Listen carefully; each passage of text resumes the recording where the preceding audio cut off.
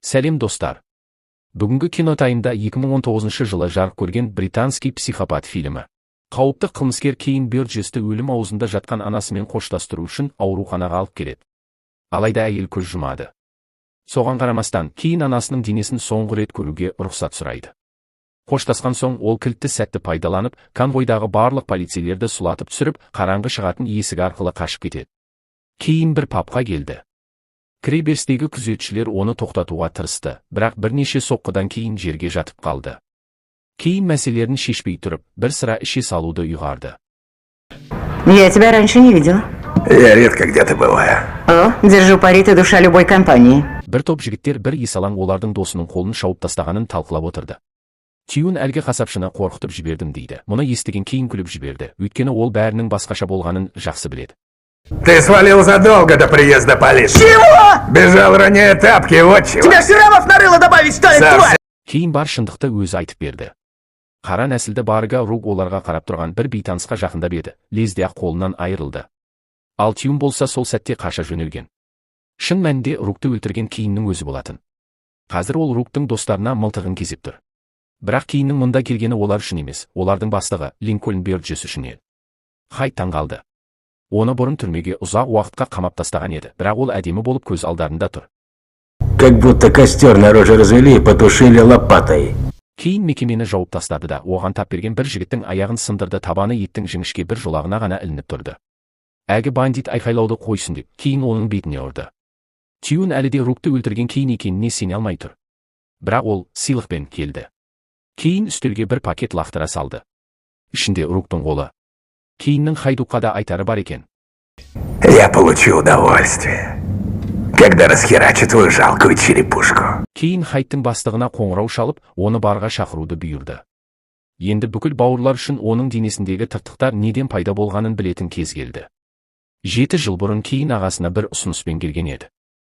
Мама тоже считает, что это хорошая идея. Мама? Да. Я очень люблю маму. Кейн спортзал ашқысы келді, бірақ оның бастапқы капиталы жоқ еді. Сол себепті ол ағасы, өсімқор Линкольнге жүгінді. Алайда Линкольн бір қағиданы қатаң ұстанады, туыстарға қарызға ешқашан ақша бермейді. Оның үстіне Кейн бір рет үлкен қателік жіберген, ол соңғы бокстан жеңілуі керек болатын. Бірақ керісінше, қарсыласын нокаутқа түсіріп, сол арқылы олардың бәріне мол ақша жоғалттырды дегенмен, Линкольн бір шартпен ғана көз жұма алады, егер Кейн бір істі орындаса. Кейн қылмыс әлемінен аулақ болуға тырысқан, бірақ ақша табудың басқа жолы жоқ. Бүгін бір Мейбл есімді әйел осы кеңседе бір пакет алуы тиіс. Кейннің міндеті әйелді аңдып, сол пакетті тартып алу. А если она будет сопротивляться, ты ведь и ее сможешь нокаутировать, верно? Осылайша Кейн Англиядағы ең лас әрі ең қатыгез түрмеге түсіп тынды. Оны бірден кәнігі қылмыскерлер мен қанішерлердің арасына тастады.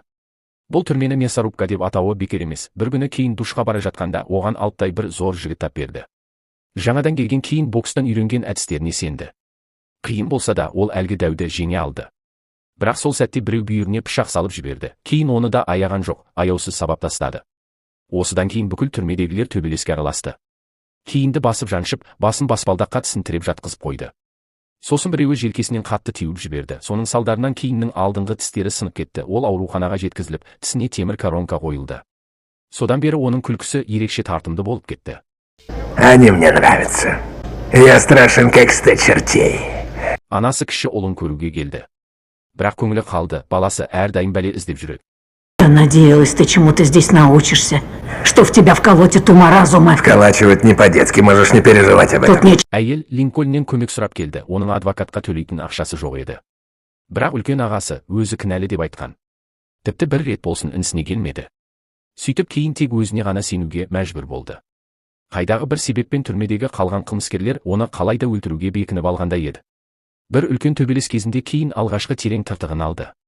Ал күзетшілер болса керісінше, қуана-қуана бүйрегіне дубинкамен ұрғылай түсті. Бұл өзін-өзі қорғау екені ешкімді қызықтырмады. Нәтижесінде Кейнге тағы бір жыл жаза үстемелеп берілді. Боксшы бәрімен келісуге мәжбүр болды. Ол жаттығуын жалғастыра берді. Түрмедегі әрбір күні тоқтаусыз шайқас, нағыз майдан алаңы секілді еді. Кейн аман қалу үшін, шын мәнінде соғыс машинасына айналуға мәжбүр болды. Уақыт өте келе ол физикалық ауырсынуды мүлде сезбейтін болды. Бұл үнемі төбелесіп жүрген өмірде өте қажет еді. Бірақ оның миын бір сұрақ жегідей жеп жүрді. Неге бұл түрмедегі әр бәлеғор менің өлімімді қалайды? Бір күні жеңіп шыққан қарсыласы абайсызда айтып қойды. Кейінге тапсырыс берген адам Саша Браун кім оны өлтірсе 20 000 фунт алмақ. Бәрі ақша үшін істеп жүрген. Кейіннің өмірін тозаққа айналдырған дәл сол Линкольн болатын. Ол асхананы гладиаторлар аренасына айналдырды. Бір күні біреу оның бетіне қайнап тұрған су шашып жіберді. Шабуылдаушы сонымен ақ кейіннен құтылдым деп ойлаған. Бірақ кейін тек ашуға булықты. Және сәл ғана сымбаттана түсті. Ол сол қанды оқиғадан әзер аман қалды. Марапаты 5 апта, жалғыз камерада отыру және жазаға қосылған тағы 2 жыл. Пошел ты в жопу! Жалғыз камерадан шыққаннан кейін үшін тірі қалу күресі жалғасты. Жаңа тыртықтар, денеде жаңа жаралар пайда болды. Бір күні кейіннің жүйкесі сыр беріп, ол бір тұтқынды өлтіріп тынды. Осы үшін тағы 1 жыл, 6 ай жалғыз камерада отырды. Солай жылдар өтіп жатты. Кейін тұтқындарды жарақаттады, күзетшілермен төбелесті, әр жолы үстінен жаңа жаза қосыла берді. Анасынан басқа түрмеге ешкім келмейді. Анасы ұлын танымай қалды, ол өзгеріп, қатыгезденіп кеткен. Бірақ бір жаңалық оны мүлде күйретті, анасынан қатерлі ісік табылды. Анасы Линкольнді жақсы көретін, өйткені ол көмектесіп жанда жүрген. Сол себепті кейін өзінің ағасының қандай опасыз екенін анасына айтпауға шешім қабылдады. Алайда анасы қайтыс болғаннан кейін оны ештеңе ұстап қала алмады. Кек алатын сәт келді. Лифтте кейін өзін алып бара жатқан полицейлерді соққыға жықты, кісеннен құтылып, дәретханаға кіріп кеткен бір еркекті тонап кетті. Сыртта кейбір тұтқындар шу шығарып жатты. Олар да дәретханаға барғылары келетінін айтып, бунт шығаруға дайын еді. Если я захочу по-большому. Посышь бутылку, а в штаны можешь посрать.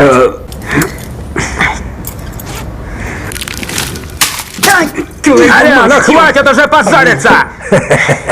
Хайт қарапайым кейін 7 жылда мынадай құбыжыққа қалай айналған деп таң қалды. Сол кезде ол Линкольннің бұйрығы бойынша сөмкені ішінде бір пакетпен бірге ұрлап қаша жөнелген еді. Бірақ әйел Мейбл бар күшімен артынан қуды. Жолды кесіп өтпек болған сәтінде оны көлік қағып кетті. Кейінді сол жерде полиция ұстап алды. Осылайша кейін 3 баланың анасын өлтірмесе де, оның өліміне себепкер болып шықты. Тергеуші кейінге бар шындықты айтты. Олар бұдан 3 жылдан бері оның ағасы бандит Линкольнді бақылап жүрген. Мейбл Линкольннің талай құрбандарының бірі, әрі оның бір қарызгерінің туысы болып шықты. Линкольннің схемасы қарапайым, оған біреу қарыз болып қалады, ал соның жақыны, мысалы, туысы қарызды өтеу үшін шаруаны орындауға келіседі. Айталық, пакет жеткізу. Сосын кейін секілді біреу келіп, сол пакетті күшпен тартып алады. Осылайша Линкольн тағы бір адамды құрбан қылады. Осы әдіспен Линкольн 150 адамды, яғни 150 отбасын тақырға отырғызған. Тергеушінің айтуынша кейіннің жасай алатын ең ақылды шешімі өз ағасын сатып жіберу болатын. Бірақ боксшы тергеушіні ашықтан ашық жібереді. Сонда ашуланған мықты сержант кейінді тергеу бөлмесіне сүйреп апарып, оны ұрып соға бастайды. Кейін қорғануға тырысқанда мұртты полицей тіпті ашуға булығып, бұрынғыдан да қатты ұрды. Сол кезде барға Линкольн өзінің күзетшілерімен бірге келді. Ол келісімен кейіннің құлағынан өтірікті сөздерді іле бастады. Главное, что ты на свободе, и ты пришел ко мне за помощью. Я же твой брат, мы одна семья. Бірақ кейін баяғы аңғал емес. Ол мылтықты Хайттың басына тақап, бәрінен қаруларын тастауды талап етті. Бала кезінде кейін ағасын ағаштың басында отырып сабағаны есіне түсті. Қазірде дәл солай. Кейін аяғын талқандаған жігіт қансырап, жан тапсырды. Бірақ түрмеден қашқан кейінге бәрі бір еді. Ол енді нағыз психопатқа, өлтірушіге айналған. Оны мұнда еткен түрме емес. Өз ағасы, Линкольн. Дәл сол ағасы кейінді өлтіруге 20 000 фунт тіккен болатын. Барлығы бір сатқын полицейдің жаласынан басталды. Ол Линкольнге кейін бізді сатып жібермекші деп өтірік айтқан. Линкольн сол сатқынмен мұртты полицеймен сөйлеспек болған. Бірақ кейін оны бұрынырақ тауып алып, кек қайтарып үлгерген еді. Бұл жолы оның қолында кісен болмады, сондықтан төбелес әділ өтті.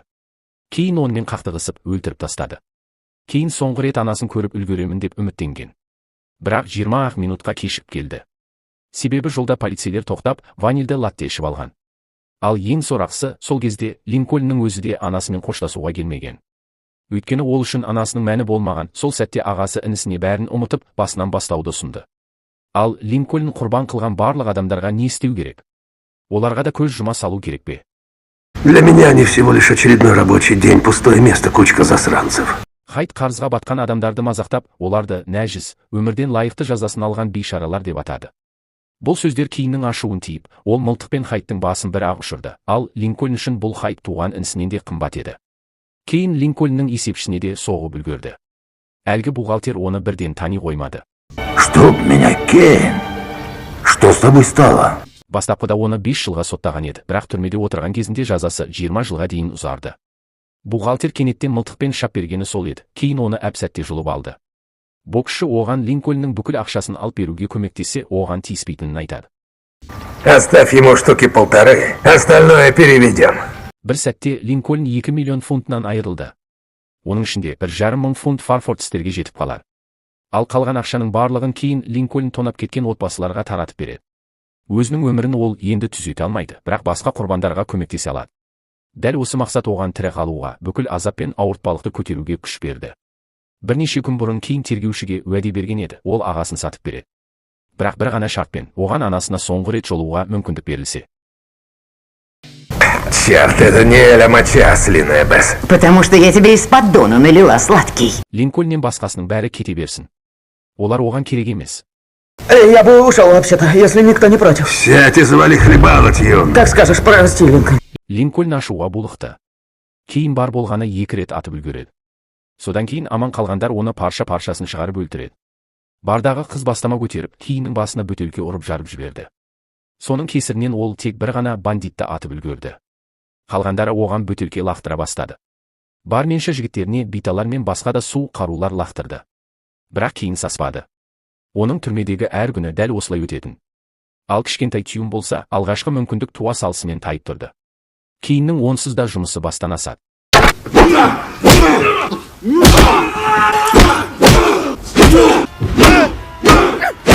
Бірақ Тьюн қашып кетпей, қаруға кеткен екен, ол кейінде емес, өзінің адамдарын атып тастады. Кейін одан қаруды тартып алып, тағы 2 бандитті жайратты. Ақыры Тьюнның да басына соққы тиді. Соққыға төзуді үйренген, есінен адасқан кейін сақалдылардың бірінің мойнынан етті жұлып алды. Әдеттегідей, төбелес кезінде оның жанына тағы да пышақ сұғылды. Алайда кейін берілмеді, тағы бір жігіт оған ломмен шабуыл жасады. Бірақ кейін оның қолын, артынан бет сүйектерін сындырып, өз қаруымен жайратты. Енді тек Линкольн мен қанды қырғыннан есеңгіреп қалған барменша ғана қалды. Будем здоровы. Но не все. Кейін тағы бір тісін түкіріп тастады. Линкольн бауырының басқалар үшін осыншама жанын салып жатқанына сенгісі келмеді. Ол мылтықпен кейінді атып тастамақшы болды, бірақ патрондарды тексеруді ұмытып кеткен екен. Себебі ол бұрыннан ласысты басқаларға тапсырып үйреніп қалған. Барменша лақтырған бос патрон оғы оның өзіне зиян келтіріп тынды. Кейін лезвие бағыттап ағасының ішін жарып жіберді. Ақыры ол осы бір арам пиғылды ағасымен де есеп айырысты. Сосын барменшадан кешірім сұрап, сыртқа шықты. Линкольн тонап кеткен әрбір жәбірленушінің шотына 15 мың фунттан аударылды. Қарапайым адамдар үшін бұл орасан зор сома. Кейін күлімсірейді. Себебі ол осынша жыл бойы текке қиналып жүрмегенін енді түсінді. Фильмнен түйгенім. Бір қарынға сыйған бауырлардың дүние үшін бір-біріне жау болуы адамдық қадірдің емес, ашкөздіктің жеңісі. Байлық пен өкпе бауырды жат қылады, ал кешірім мен мейірім ғана қайта жақындатады. Сондықтан бір-бірімізге мейірімді болайық. Сіздерде түйген ойларыңызды пікірге жаза кетіңіздер. Біздің шолудағы барлық фильмдерді Telegram каналымыздан көре аласыздар. Келесі шолуда жолыққанша.